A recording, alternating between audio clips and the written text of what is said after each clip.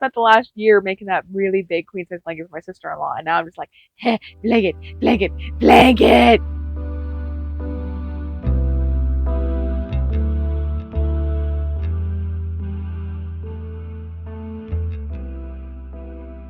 Hello, welcome back to the Knit Away the Anxiety podcast. My name is Marissa, and I'm not quite so anxious today, which is good. First, before I get started with anything, I want to say a really big thank you to everyone who's commented and liked the last 2 videos I put out.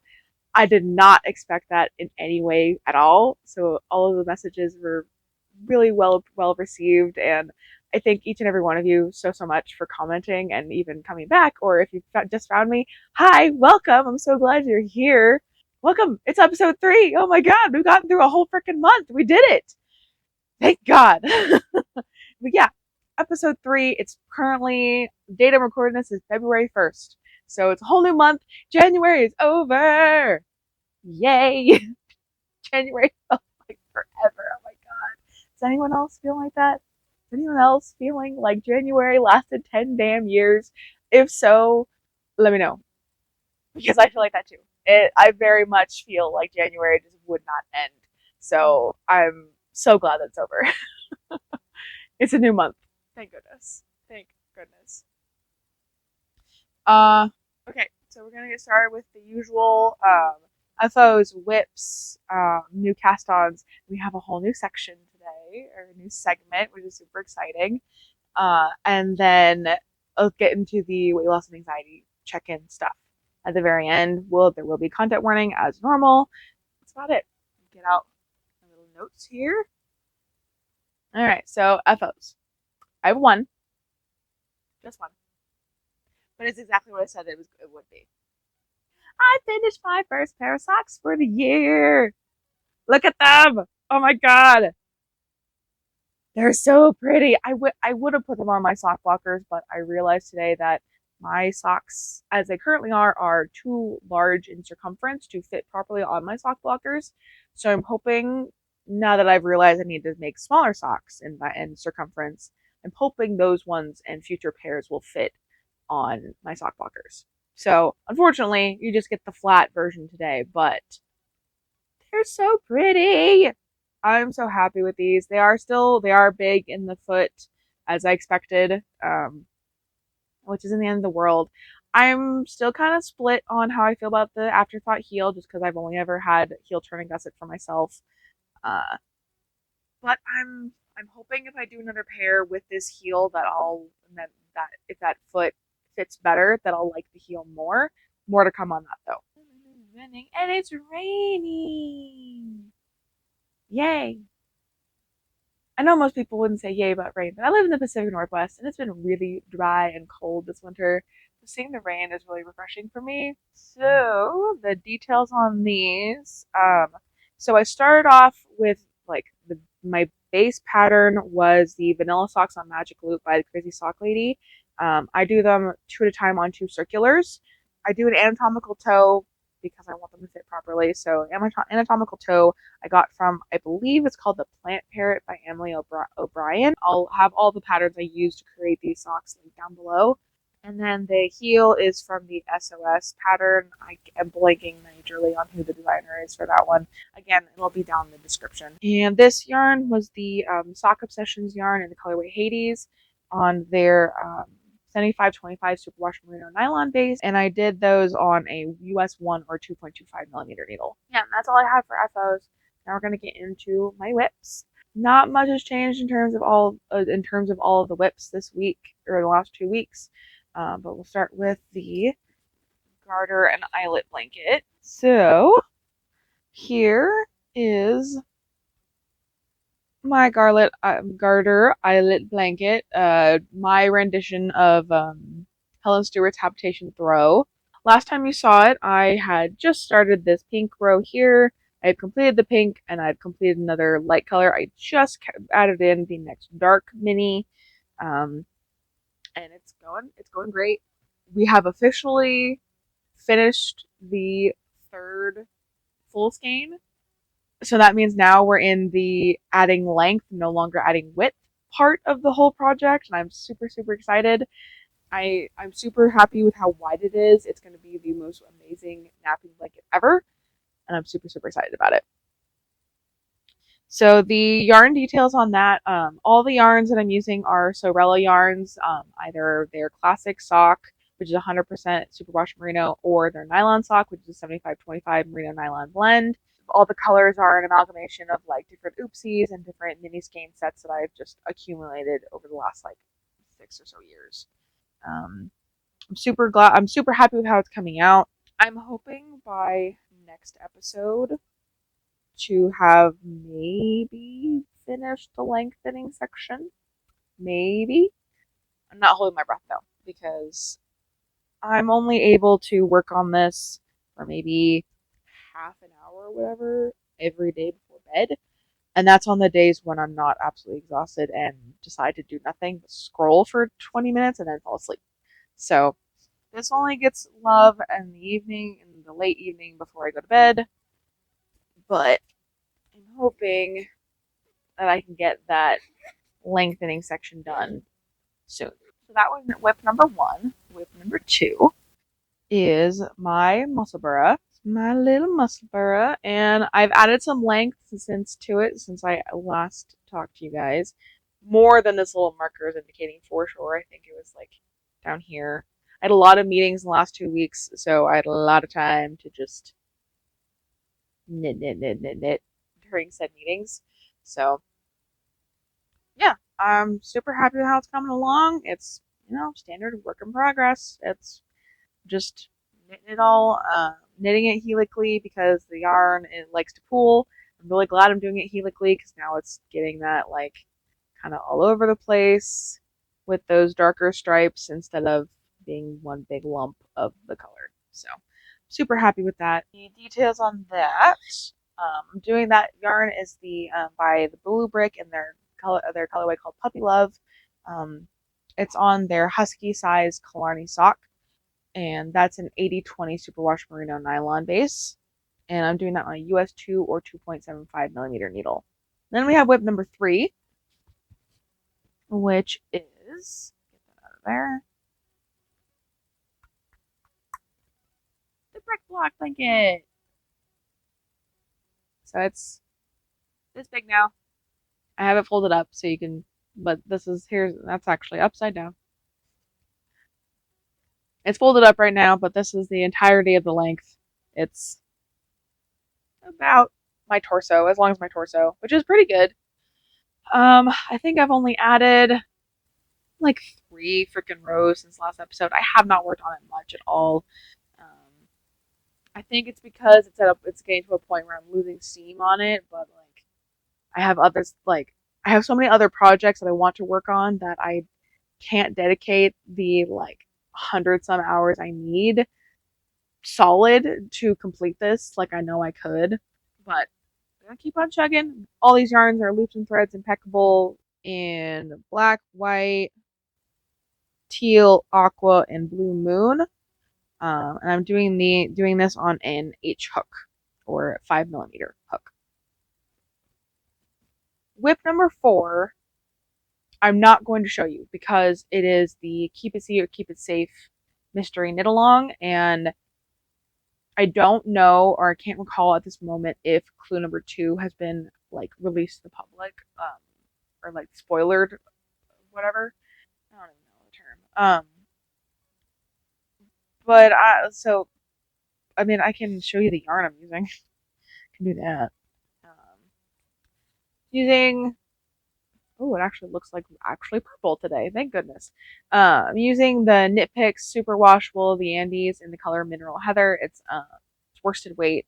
I love the yarn, but I'm having this issue with the section of the pattern I'm on. I'm on clue number 4, and I'm really struggling with it. And I think I'm gonna have to put it in timeout for a little bit, or like really dedicate an afternoon to just power through the section because it's got twisted stitches, and twisted stitches are not my favorite. I have tension issues sometimes when it comes to like cabling and twisted stitches, and this section is quite literally cabling with twisted stitches. So it's like everything that makes my perfectionism mad.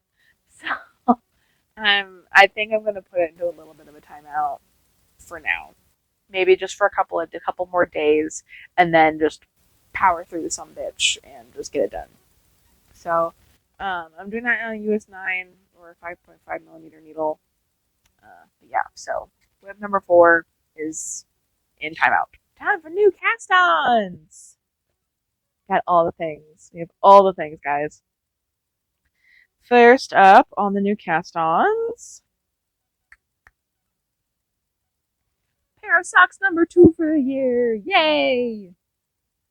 You can kind of see that they're purple. It's purple and aqua yarn, and I literally just finished the cuffs the other day. Yeah, so this is my second pair of socks. I've finished my ribbing, and I'm ready to get going on the whole leg. Um, these do not have a pattern. This is going to be my first attempt at my self-drafted personal sock recipe. So I will let you know how that goes as it goes. We shall see if I'm happy with it or not. That yarn is, again, Sock Obsession Yarns. This time of colorway is called Awry. 80/20 superwash merino nylon, and I'm doing that on a US 1 or 2.25 millimeter needle. I'm in with this pair of socks. I'm finding that I really love how squishy the 80/20 base is. So it's putting something in the back of my mind that I may potentially start leaning more towards an 80/20 base for my socks. It also will be, that decision will also be dependent upon how well this pair wears. Because I know I'm really hard on my socks. I literally have an entire pair of socks that I made a year and a half ago that I made the really bad decision of doing out of 100% wool, and I've repaired one of the heels already, and the other heel needs to be repaired already. Thank you so much for all the comments about my goldfish memory and encouraging me to go with what was going to be make me happier. I have decided I'm not going to gift or destash the yarn. I'm going to attempt to make something else with it, which is where cast on number 2 comes in. I decided that I was going to make Italian autumn cowls.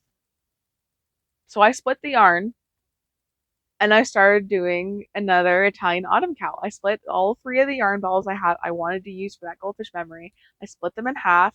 The variegated got split into 4 because of how I like to do the color transitions, and I am holding them doubled.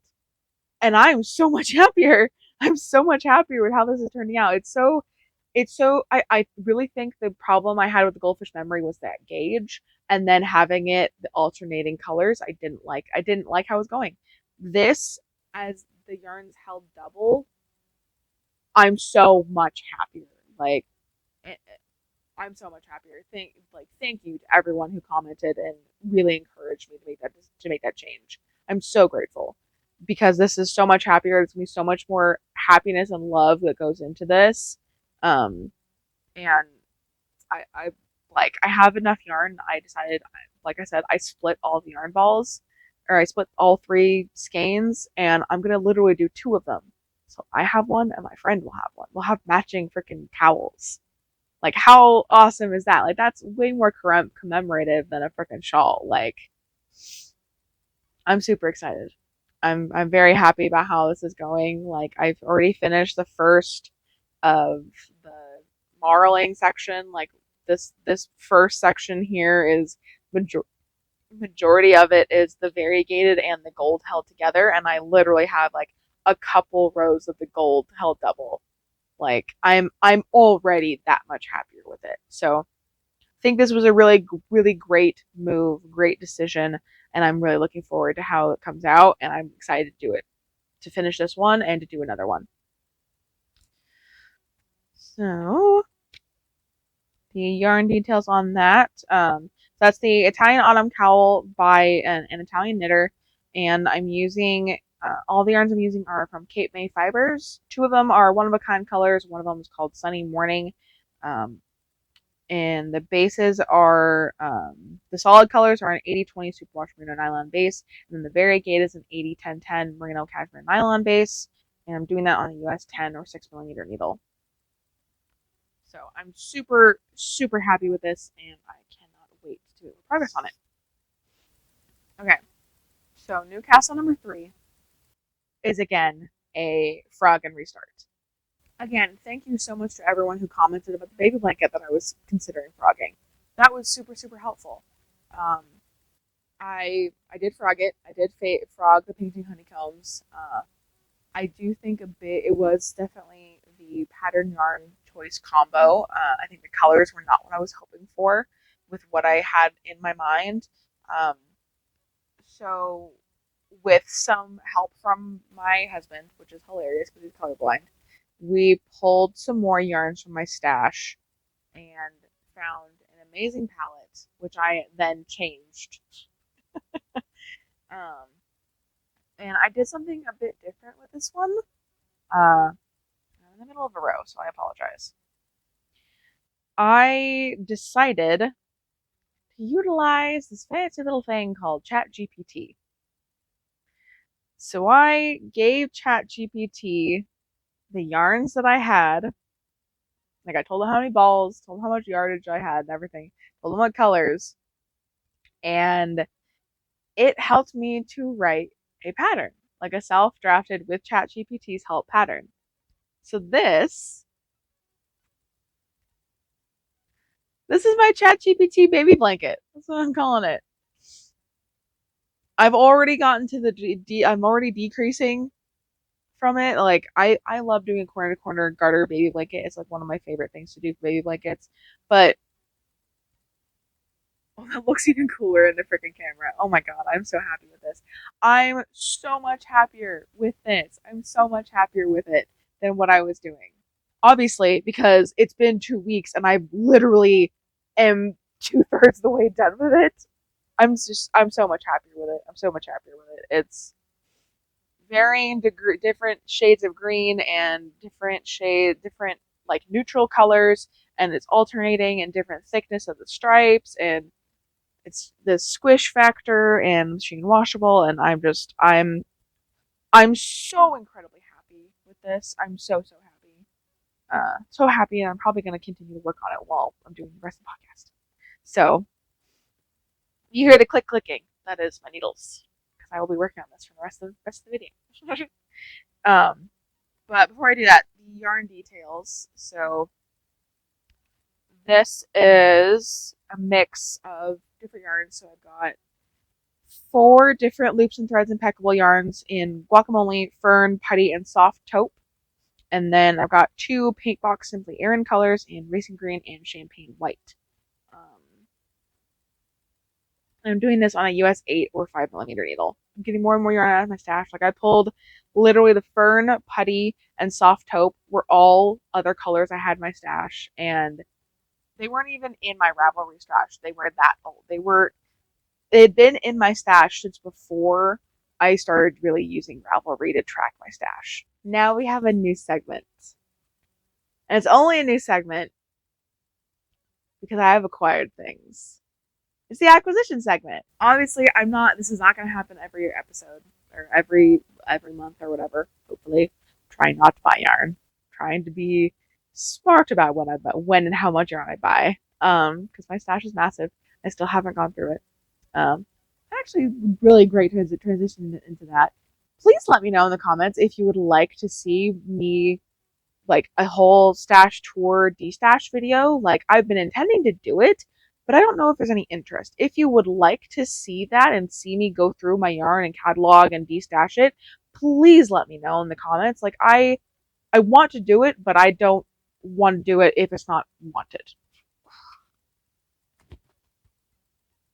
Yep. The red bag. It's actually a Michael's bag. Everything's only in, like, most of these did not come from Michael's. They came from Joann's, but it's in a Michael's bag because the Joann's bag I had the stuff in from Joann's was way too loud. I didn't want to force you all to deal with the crinkling. I'm going to only pull out 1 skein of each color, so I don't want to have to pull them all out because that's a lot. So we'll start with the big yarn. I got myself some more Wool Ease, and Wool Ease Thick and Quick in the color Sea Glass. I already have 4 physically it's 3, but yardage wise it's 4. You got four balls because one of them is a bonus bundle ball that I have in my stash. I'm literally looking at it right now. And I love this color so much. It's that gray, brown, green, blue, turquoisey, like, oh, it's the equivalency of everything I love. I love it so much. It's so beautiful.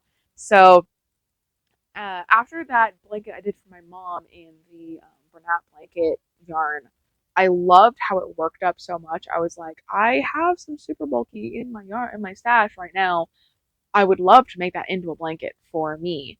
And I was looking at it and I'm like, I mean, I could totally do like a scrappy one and just use up all the super bulky I currently have, but like I probably wouldn't like it as much. And then I remembered that like I remembered that I have all those balls of the sea glass color, and I'm like, if I can get more of that, I want to make a blanket in that.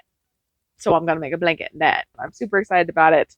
I don't know when I'm gonna start it, sadly, just because of my current project. Yeah,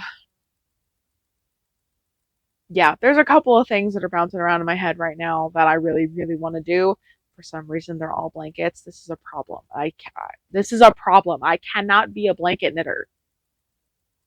I knit blankets for everybody else. Like, yes, I should definitely knit one for myself, which is what the habitation, the garter eyelet throw is. But like, my brain literally wants to make like 4 more blankets, and it's like, why? Why? So many, such a big project. Why? It's like I spent the last year making that really big queen size blanket for my sister in law, and now I'm just like, hey, blanket, blanket, blanket. Oh my god.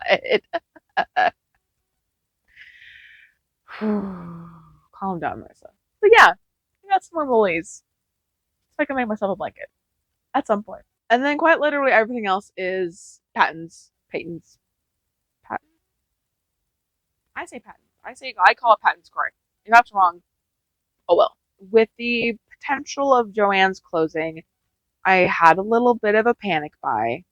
With my current love and foray into making socks, in past experience of really enjoying the sturdiness of a sock made from Patton's Croy, I really wanted to stock up on my stash. Um, Especially because if Joann's closes, it's going to be a big trek for me to get to any yarn stores. I think I got 11 different colors between the Joann's trip and the Michael's trip. So the first one's flax, the color flax. I only got one of these because they only had one of them. It's like a like a, not soft, it's like a taupe color. It's a nice neutral brown. It's quite a nice color. And then I got a whole bunch of black because contrast heel toes. Most of the solids I got were intended to be like contrast heel toes and cuffs when I do scrappy socks. And then there's also saltwater, which is a nice tealy blue color. Love this. I might just do a whole solid pair of socks in these at some point. I don't know. And then get all these extra blacks out of the way. And then I got 4 of the black, 4 of the turquoise, and then 4 of the plum color. Uh, so, See a theme? Don't I already have socks in these colors? Yes, because these are my favorite colors. I'm very consistent. So yeah, I got 4 in the plum color, and then 2 in the muslin, which is essentially like a creamy color. Let's just put them back. Lord have mercy. And then I got 2 of the, where is it? Midnight Orchid, which is like shades of pink and green and purple, and it's really cute stripy colors. It almost makes me think of like a vineyard or something for some reason, or I guess an orchid, which is why it's called orchid. And then I got Cascade Colors, which is one of the FX colors, and it's a like teal, green, gray kind of marled yarn, and it's really, really nice. Oh, I guess I only got 2 of the teal. My bad. I could have sworn I got more of that. Maybe not. And then a couple days later, went to Michael's because I had a gift card from a dear coworker, and I saw they had some patent score colors that I didn't have at my Joann's. So I got the turquoise stripes color, which is, like it says, it's turquoise and shades of green and black stripes, which is super great. And then my Michaels carried the Gentry Gray color, so the dark gray meant to be a contrast for heels and toes. And then the last one was the blue raspberry color, which again, shades of blue, cream, purple. Me and a yarn. So, yeah, I got all those. I think in total it was 20. I think between all of the yarn in total was 30 balls of yarn. Just a lot. Especially since the Patton's Croy is 50 grams a ball. It's a lot. Yarning stuff is over. So, content warning. We are now getting into the weight loss and anxiety stuff. First off, weight loss stuff. No change in weight, which is not a bad thing. I'm getting really good at accepting that no change is a good thing instead of seeing it as a bad thing. Because I know the hardest part of this entire journey is going to be when it's over and I'm in maintenance. And maintaining is going to be the hardest part, at least I think. And so when it doesn't drop, when the scale doesn't drop or the scale doesn't go up, I'm happy because that means I'm maintaining and I'm not going up or down, and that means that I'm doing good. I'm eating properly. I'm taking care of myself in the way I should instead of overindulging or eating my feelings.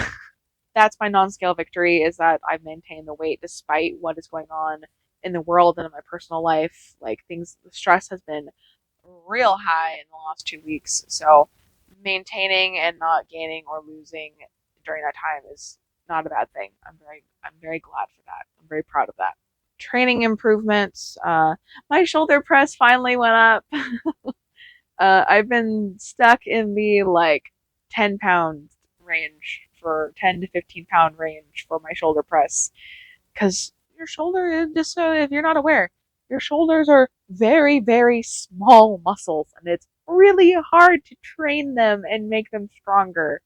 So I getting to increase my shoulder press uh, was great. That I'm very proud of that. It was a bit weird though. The day that I was able to go up, had to drop my chest press because working my shoulders before my chest press really diminished how strong my chest muscles were. So trade offs, trade off. So not too much in the weight department, which is fine. That's totally fine. I remember seeing someone say I can't even remember where I saw it, that when you are going through the process of trying to lose weight, your brain does not want you to, because your weight gain is your brain protecting you. So your brain, when you're attempting to go through weight loss, will sabotage you by making you feel more hungry, making you feel exhausted, and things like that. And I am really dealing with the excessive amounts of hunger right now. So I know it is my body being like, wait, you're attempting to change things. You're attempting to take away the protection. Why would you do that? I'm going to make you more hungry. So you want to eat more and want to add more protection to your body. And I think being aware of that is helpful.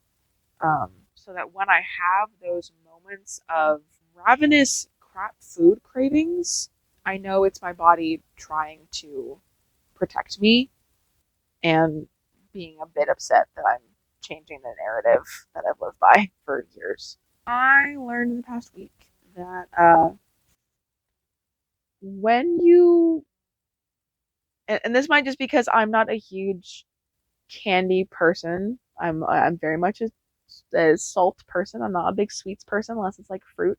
But if you take 6 months and don't really eat commercial crap candy, i.e., Snickers, Twix, things of that nature, They really taste like shit when you eat them again. Case in point, I have not had a Snickers. I haven't had a Snickers in 6, 7 months. I had one last week and it was terrible. It was terrible. And it was the craziest thing because Snickers is one of my favorite chocolate candies. Like I love Snickers. But after not eating it for 6 months, I took that first bite and I was like, the fuck is this? And I don't know if it's because I've been consuming so many Built Puff bars, which are typically dark chocolate coated, and or like my palate is becoming more adult like, and I'm more inclined to go with dark chocolate than I am milk chocolate. But like, I ate that Snickers bar and it felt so hollow, like it tasted hollow. I don't even know how if that makes sense. It just it tasted wrong. The chocolate tasted really, it tasted like the level of fake that Hershey's chocolate tastes. The caramel was not that sweet, and there was like no flavor from the peanuts. And like, yes, I had COVID 4 months ago, but like I've gained my taste sense of taste back. Like I don't have the weird taste thing anymore. So it was like I legitimately, like, because I stopped eating the processed crap, I legitimately just don't like it anymore.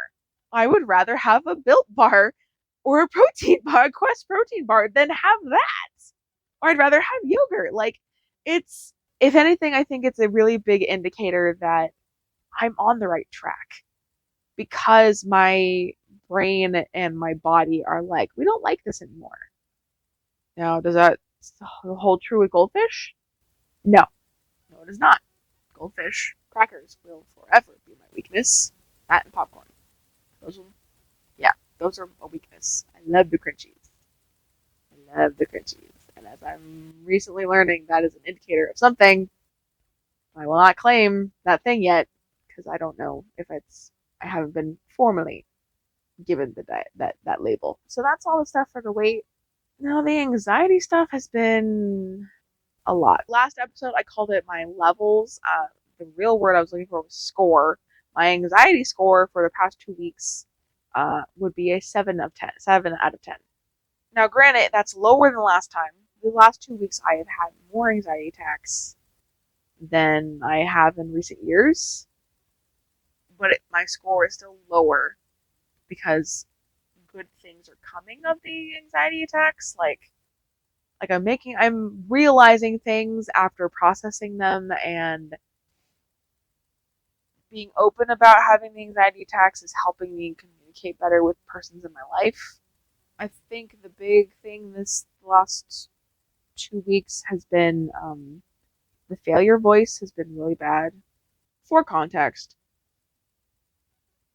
the last 2 weeks have been very stressful, not only because of what's going on in the US, but at the same time, all of this is happening in the US. I'm going through something at work.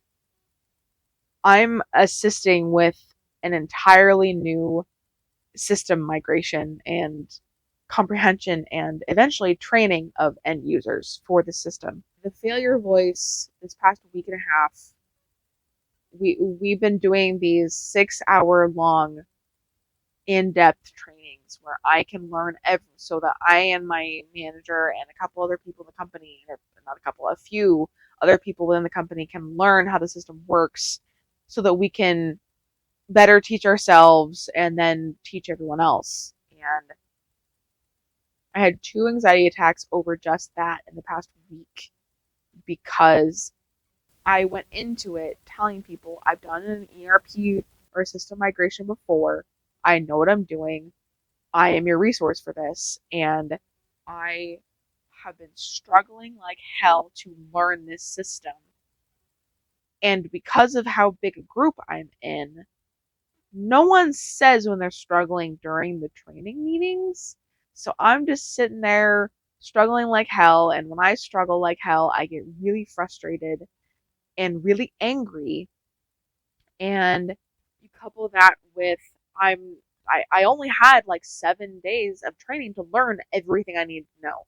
I did not learn everything I need to know by any stretch of the imagination. And it's it triggered every bit of my failure anxiety. Like, I said that I could do this, and now I'm over here. I can't comprehend it. I can't keep up. And last Friday, I was trying to keep up, and I looked away from the screen for like 2 minutes, not even 2 minutes. And we got onto a topic that I could not comprehend. I still have a problem with comprehending it. It it triggered. I spiraled so fast. I am proud of myself for the fact that I had enough wherewithal to know it was coming, and I was able to let my boss know, hey, I'm about to have a fucking anxiety attack. I need to go outside right now and be away from this because of what's going on. Like, I need to go. I need to be away from my desk. I need to not be in my cubicle right now. So I did. I went outside, and this is where it's beneficial that my husband and I work in the same place. He's also involved in this migration. So he's involved in the same meetings as me. And I let him know, like, hey, I'm having a fucking anxiety attack. Can you please come outside with me? And he did. And he walked and he assisted me in walking through all of this and reminded me that everyone who's doing this migration is struggling. Everyone is struggling. Everyone's having comprehension problems. Everyone is struggling. It helped. I also had some realizations that getting mad at myself for not understanding is really ridiculous and holds is holding myself to a much higher standard than everyone else is held to, and that's not realistic. I had a lot of moments of clarity, and then I went back in to the office, and I didn't attempt to follow along like with practice, like physically practicing. I just watched. I just watched the rest of the meeting, and the following Monday, I did the same thing. I just watched how everything was going through because we're recording the meeting, so I figured, I can watch the recordings back, watch them slower. Because I realized during my attack on Friday that I was really struggling. Part of why I was struggling was because the person teaching us has never taught people before. So they don't know what they're doing. They don't know how to communicate with people, and there's a lot of pitfalls, like a lot of pitfalls in how they were teaching us. And that just didn't work with my brain. It just didn't work. I learned that day that I need to be kind to my brain and I need to work with my brain rather than forcing it to learn how others learn. So the following training day, I just watched. I just observed. I just absorbed. I didn't attempt to do things at the same time they're walking us through it. I just observed. And I think that helped a bit. I was able to better comprehend because I was just watching. When I was done with work, I had 2 more attacks. Not as bad. Definitely not as bad. I guess it wasn't really an anxiety attack. It was just kind of a little breakdown, I guess. And then later that same evening, I broke down about working out. I got stuck again. I wanted to go, but I had no energy to go, and I felt a lot of frustration for not going, and but I also felt like a lot of shame for taking care of myself again. And I was so stuck. I was so stuck and just sat there and cried and cried. Obviously, my husband's with me the whole time.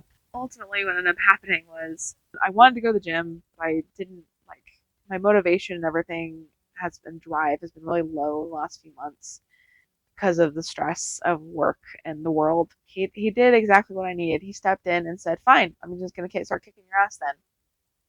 And he took this from me, and well, that's what it was. I was getting stuck in the loop. I was getting stuck because I wanted to do the thing that gives me stress relief, i.e. knitting, but I also wanted to do the thing that's meant to take care of my body, i.e. going to the gym. And I was so stuck because I didn't like, do I take care of my physical body or my mental? Like, which do I couldn't figure out which to do. So what my husband did was he took my knitting from me, said he was going to start kicking my ass, and He told me, go get dressed and go to the gym now. I don't care. He literally said, I don't care if it's not 8 o'clock. I don't care. I don't care if it's 7:15. Go get dressed and go to the gym now. So with tears in my eyes, I was like, okay. I went upstairs. I got dressed. I came down and came back down to say goodbye and go to the gym. And he looked at me and he said, I want you to do your mile and was it two or one? And one of your planned exercises. That's it. Just your cardio and one of them. I was like, okay. So I went to the gym, did my cardio, and then I proceeded to do 3 exercises instead of just one. And it felt good. When I was at the gym, I was messaging with my dad and my brother, who are my gym weight loss like rocks. Like the 3 of us literally message about going to the gym all the time. I went to go do the one exercise and I took a picture of the machine. It was a cable machine. I have a lot of anxiety around the cable machines, a lot of it. Because I'm so afraid of doing it wrong and looking dumb and becoming one of those early gym memes. I'm so terrified of that. But I took the picture and sent the or Snapchat or whatever, and I sent the picture and said something along the lines of stress anxiety is so high, this machine will not defeat me. Both of them came back with kick its ass, Riss, kick its ass, and I don't know if it's because how they know. Like my dad and my brother definitely know how to speak to me when it comes to motivating me in the gym, specifically in the gym. Motivating outside the gym and all that is very different. But in the gym, telling me to go kick its ass does a lot. And sadly, I'm not at a point in my life where I can say it to myself. It doesn't work very well. But both of them were just like, get it, go kick its ass, go get it, Riz. And so I did. And then I proceeded to do another exercise and one more. So I did the cable machine. And then I went to do tricep pushdowns. I was supposed to do cable tricep pushdowns, but I was feeling uncomfortable. But I saw the tricep pushdown machine was available, so I got on that. And I really pushed it. I upped my weight significantly and sets really, really hard, like physically really hard. And I don't know if it was because I had a new playlist in my ears, but I, for the first time, almost had an anxiety attack whilst working out. Like I felt myself start to shake and I wanted to cry. And I was able to rein it back in with breathing. But I think I don't even know if it was really an anxiety attack. It was something. I don't even know what really. It was something was triggered or yeah, something was triggered by me realizing that I was stronger than I thought I was in a lot of mentally and physically, but especially the physically. Like the more strength I gain, the more and more I have these moments of, no, I can fucking do that. I have the strength to do that. If I can be physically strong, then I can be mentally strong. Like that's most people when they start working out, they develop this mind muscle connection. It's the opposite. I'm feeling like it's the opposite for me. Like I'm very much feeling like the more and more strength I've developed in my muscles, the more strength I'm developing here. Typically when people are talking about the mind muscle connection, it's they're making sure that they're engaging the right muscles when they're working out. But like for me, it's different. It doesn't matter what muscle I'm doing. If I'm doing it at a level I didn't think I could do it, it's doing something. I don't know what. Maybe it's helping me to realize I'm more than I thought I was capable of. Maybe because I've always struggled with that. I've always struggled with accepting and seeing what I'm actually capable of. I'm really, really bad at seeing what I'm actually capable of. I'm really bad at it. I severely underestimate myself a lot. And I think, anyway, I think that seeing that I was able to do that move at a higher level kind of turned a switch or shifted something. And so when I left the gym, I got in my car and I sent a Snapchat to my dad and my brother something along the lines of, and this is while crying. I was on like really close to the precipice of crying the entire time I was at the gym because of how bad mentally things were. Um, I told my dad and my brother today was the hardest it's been in a long, long time in every aspect. But I did it. And then after saying that, it occurred to me that I would probably benefit greatly from taking a small video to remind myself of what I'm capable of in those moments when I don't think I'm capable of anything. So I did. I took a video from myself. I literally said, I'm doing this for myself for when I'm questioning everything and don't think I can do it. And I reminded myself I'm strong. I'm worthy of confidence. I'm worthy of strength. And it is okay to do the things I need to do to take care of myself. That I'm not selfish for doing that. And that I should not feel shame for doing that. And that focusing on myself is 100% okay. And ultimately that I'm stronger than I think I am. And I am so much stronger physically, emotionally, mentally than I think I am. And as someone who has ridiculously low confidence, that that's a really hard thing for me to deal with. So I made that video for myself, and I'm glad I did. I haven't had to watch it yet. I'm sure I will at some point. But I have it when I need it. That day I went home and I got home and my husband greeted me at the door and does it as he does and asked if there was a victory screech. If you know SpongeBob, victory screech. And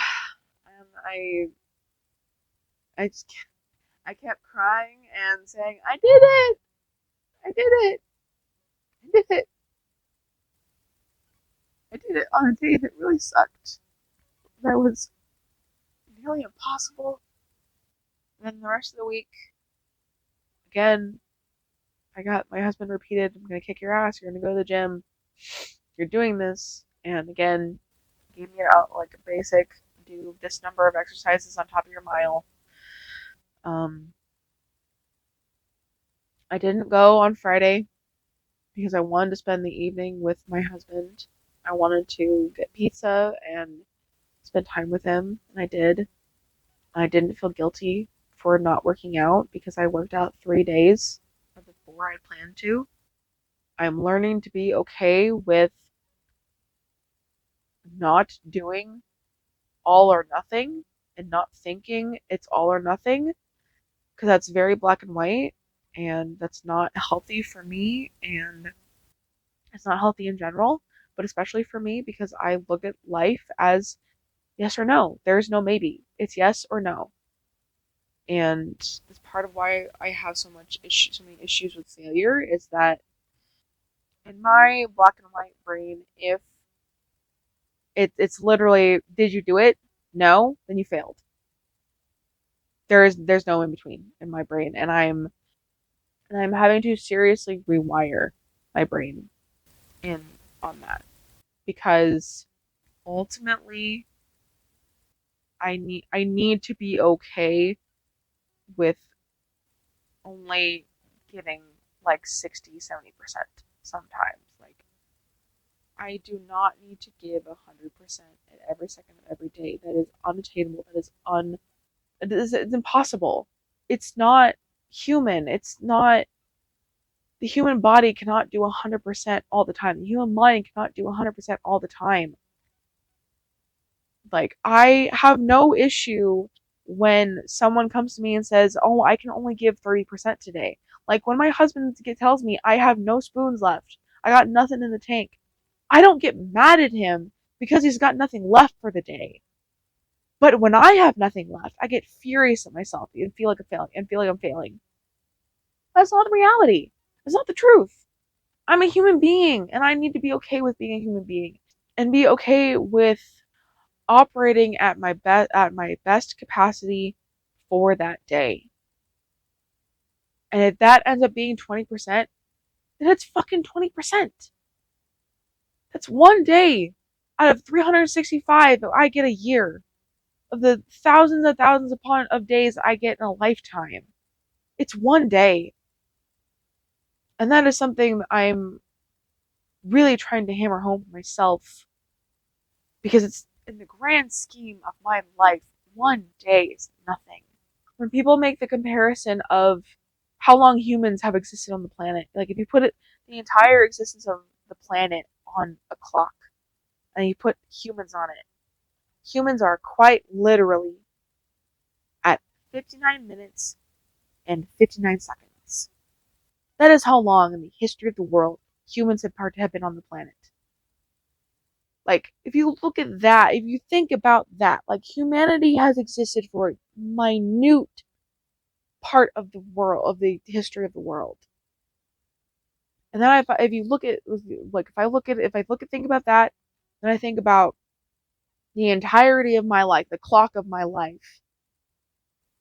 One day is literally a millisecond. It is a millisecond, maybe even less. One whole day cannot shape the entire sum of my life. It just can't.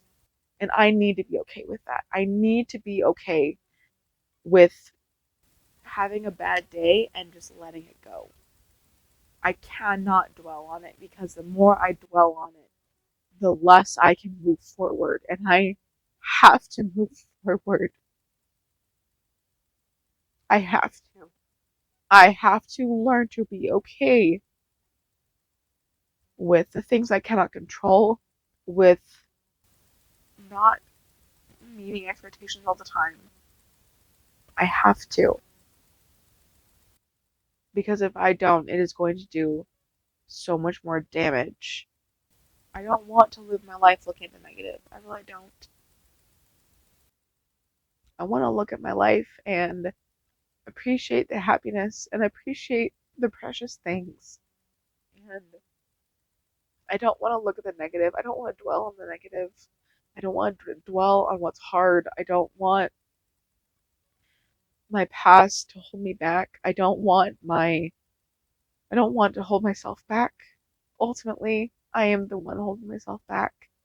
My lack of confidence is holding myself back from going and doing things, from talking to new people, from new experiences.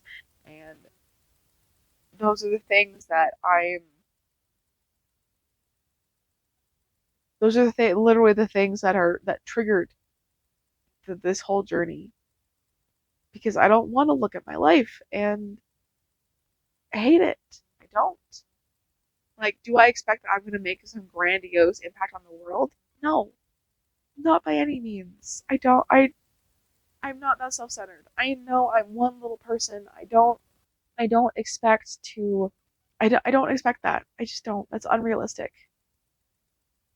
The only life I can truly impact and make better is my own. So I have to do that. I have to. For myself and for no one else. Because I am deserving of it. I'm deserving of strength and confidence. I deserve those things. And I'm going to be the one to give those things to myself. Because only I can give them to myself. No one else can. Like, people can empower me, sure. My husband can empower me. My friends, my family can empower me. But ultimately, I'm the one who has to make the decision to use that empowerment and put it into empowering myself. Ultimately, I'm the only one who can do it. So yeah, those are the lows. Anxiety high though. This is lows and highs. Something I'm gonna try and do if I can remember them. I'm writing my show notes. Mental health high. I asked for help at work. I never do that. I don't ask for help. I do not. Because asking for help in my brain is very much failing. There it is again. Failure. But I made the decision to I had very limited time. The day had been complete chaos. Everything had been so busy, but I had to take the last half hour of the day to do my new system practice. Like I'm required to do 30 to 60 minutes of practice every day so I can get a grasp on that system. And I had to ask my team for help. I literally turned to my team and said, "Guys, I don't do this, but I need help. I have to stop what I'm doing and do this practice. I absolutely have to. Can someone handle this processes for me, please?" And my team immediately was like, "Absolutely, give it to me." And I am so grateful that I have that team. I'm so grateful to the people I work with because they didn't even question it. They didn't say a word. They just said, "Absolutely, what do you need?" And I know I'm very, very privileged to have that. I know there are so many people who don't have that in the team they work on. I'm very grateful for the team that I have and that they're so supportive. Some highs, some lows, but overall the score was lower, and that's good. Overall the score is lower. Overall, things are getting better, and it's okay. I need to remind myself, and I remind you, when things aren't going well, it's okay. It bumps happen. Bumps happen. And sometimes it's gonna feel like way more than a bump. Sometimes it's gonna feel like it's a fucking trench. But if I persevere, you persevere, and climb out of that trench, there's so much greatness beyond it. So much greatness beyond it. Oh my god, I sound like a fucking self-help book. I'm gonna stop. I'm gonna stop. I hope that anything I've said helps anyone else struggling with what I'm struggling with. And I hope that you'll continue to comment and share your stories in the comments. And yeah, this wasn't my intent. It wasn't my intention to build something, but if that's what's going to happen, then I want to encourage it and obviously be nice. Please be nice. I won't tolerate people being mean. I won't tolerate it. This is not a space for that. This is a space for people to feel seen and to know they're not alone. They're not alone. We don't have to go through life alone. So, anyway, if you enjoyed what you saw here, please subscribe, leave me a comment, like the video, and I'll see you next time. Bye.